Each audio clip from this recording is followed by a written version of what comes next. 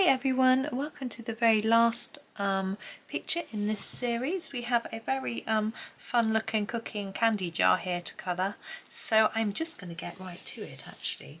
I think this colour is probably a really nice one. This is the raw umber, you can't see, that I do for cookies. So I'm just going to do a sort of cookie base just to get us going really. I think these look like chocolate chip cookies,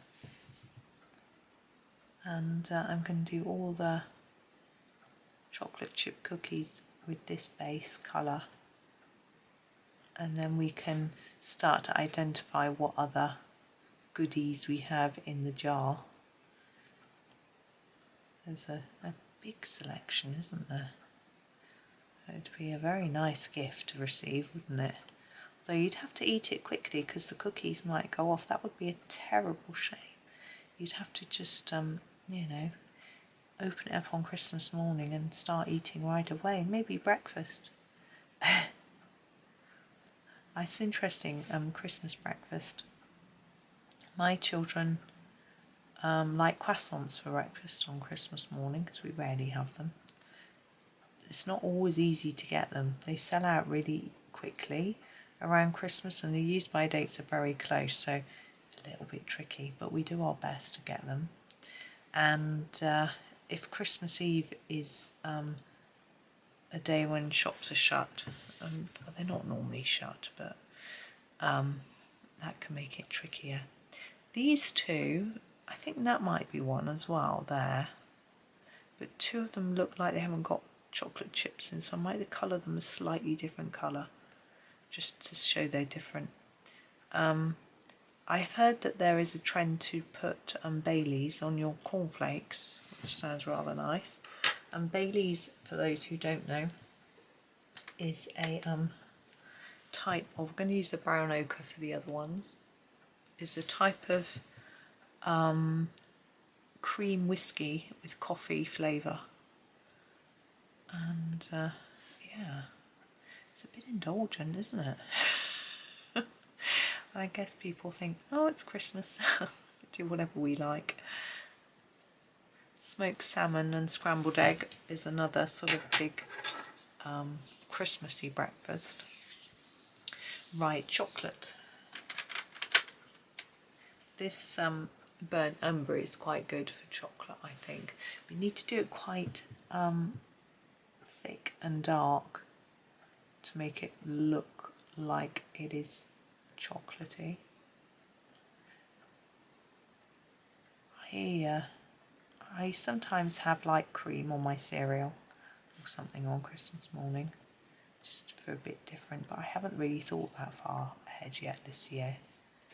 I'm sort of planning for the 18th when we have our family get together, and I haven't really thought beyond that. You could do your chocolate chips in different colours. I've done mine all the same. Okay, candy cane next. What colour red? Let's use the alizarin crimson for our red. I'm just trying to use a few different colours. I never know if the first one should be white or should be red, if there's a convention or if it doesn't matter. I think I'm going to do it red. What I tend to do is make it darker here, fade it a bit and leave a white line, because I like to leave a sort of shine line down my candy cane.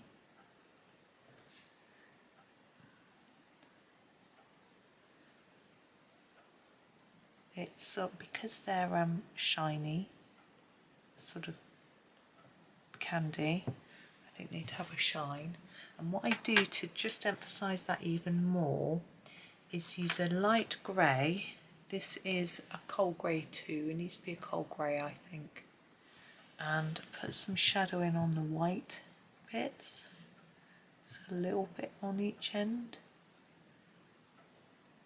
And that sort of emphasises that white shine. Doesn't show up massively well, but I think it works.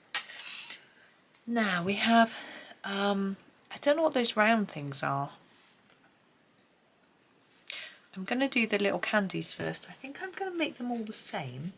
I'm going to make them green, like as if they're mint. Don't really have a mint green though, do we? Yeah, I'm just going to do them in 2 green colours, green stripe. So I'm going to use this one first. This is the grass green. And I'm going to use this here. I'm going to make a lighter shine bit in the middle. You could do these all different colours, but I think it's quite fun to keep them the same. So there is that one, and then the leaf green I'm going to use for the other bits, so for the tufty bits, excuse me, to start with, and then for this bit in the centre, there we go, and the same on this one.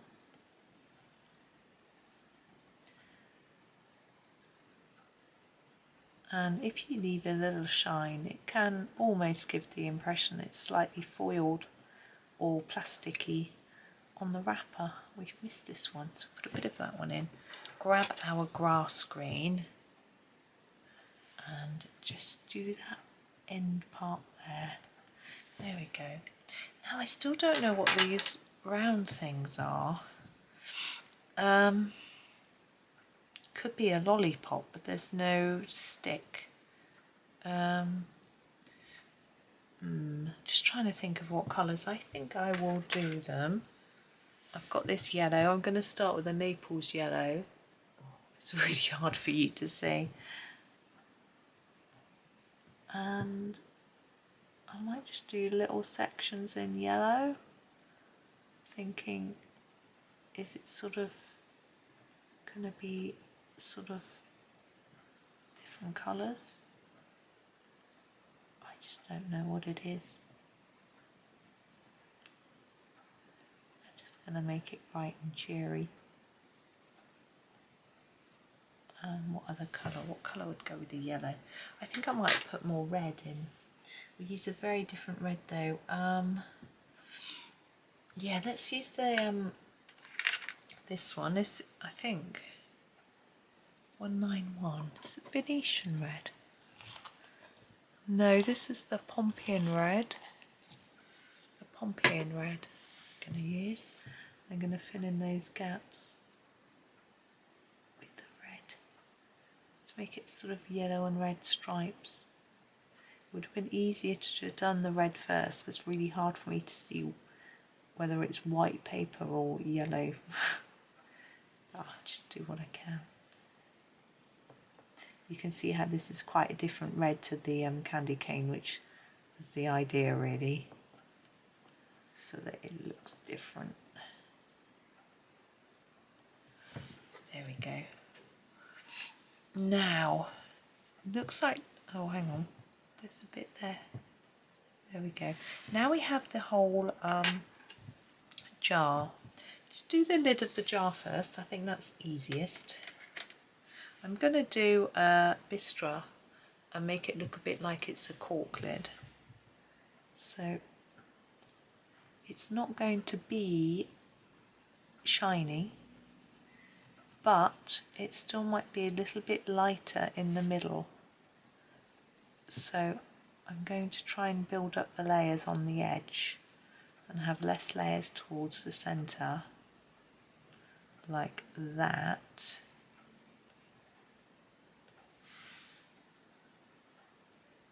And the same here, so a little bit paler in the middle. Just a few less layers as we go towards the centre.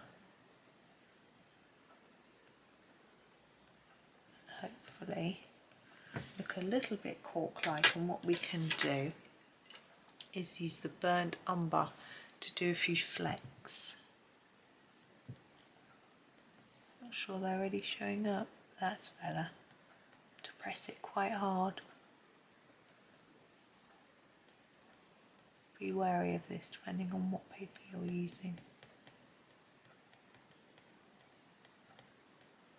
If you put your pencil down, just rotate it a little bit, it helps. There we go. Now we have a bow, that's my next bit. Again, very tempting to do it red, I think. Should we do it silver? Have we done any silver? We've done a little bit. Let me show you a bit of silver. I'm going to use the Payne's Grey to start with. And we're going to put it in the parts that are going to be really dark. So here and here. Now you need a cold grey for a silver. So bear that in mind when you're choosing.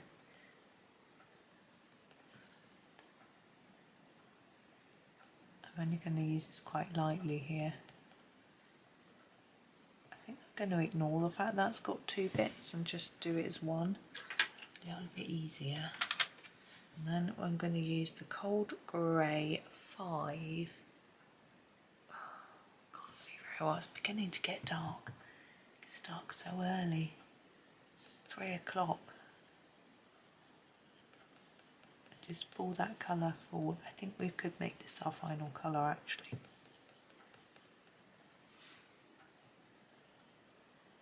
I think it can look better this way.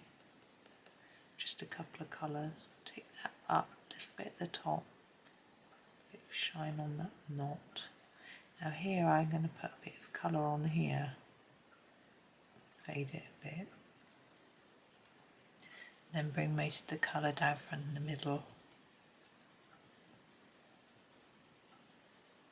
Just fade it more and more as we go. Now we've used grey, but you also need grey for our jar. Of course you have to do your jar as if it's see-through, but because we can see everything in it, it sort of feels like the natural way to do it. Oh, we got this ribbon. Let's grab our Payne's Grey again for that. So I'm thinking it would be darker here and here. And then we'll grab the Cold Grey 5 to extend that a bit and leave some white for shine, because it's silk. That's my thinking. Now we need to do the jar. Now I'm going to choose Cold Grey 3. It's a different grey to ones we've used already. I'm actually going to colour it all in.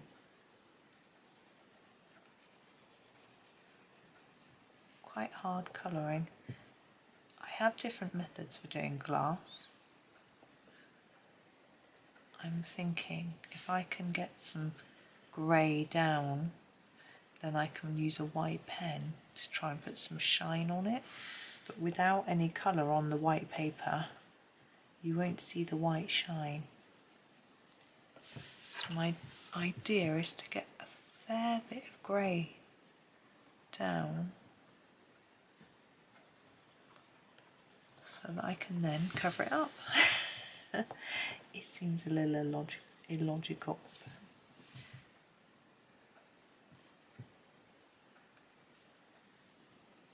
So I'm just layering it up a little bit. Okay, and then I'm going to get my white Posca and give it a shake. Now we have got some lines on here, so I'm thinking we could use those, but I'm not going to go right on top of them.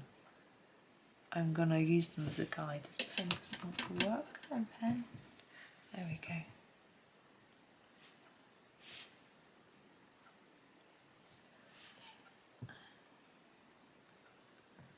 I think we could do a bit more through the items as well. It makes it look more see-through if you've actually got marks on the glass through what's on there. There we go. Put a little bit on the edges as well. It doesn't show it massively well, but I think it gives a little impression there's some light catching a jar. So there we are. I'm going to leave that just like that. It's quite simple, but I think it's that's what they need to be, really. So yes, there is our full page. Should we come out and look at them all?